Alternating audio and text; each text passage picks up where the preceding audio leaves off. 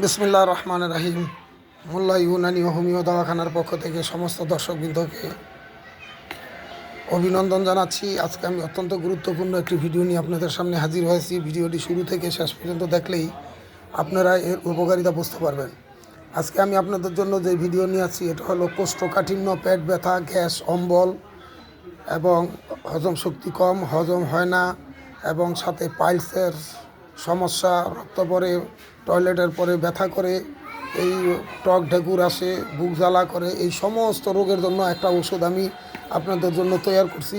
সেটার ভিডিও আপনাদেরকে সামনে দিতেছি।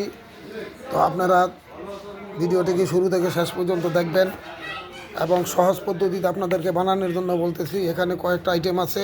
1 নম্বরে আছে সোনা পাতা, 2 নম্বরে আছে জৈন, 3 নম্বরে আছে গুয়া মুহুরি, 4 নম্বরে আছে আপনার আদা, শুণ্ঠি আদার পাউডার এবং 5 নম্বরে আছে বিট লবণ।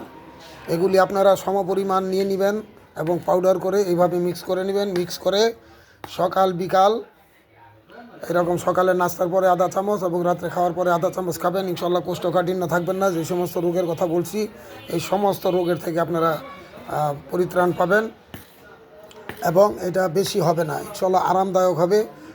রাত্রে যদি 1 চামচ খেয়ে নেন এবং বেশি কষা থাকলে হালকা গরম পানি খেতে পারেন, সকালবেলা পেট ক্লিয়ার হয়ে যাবে।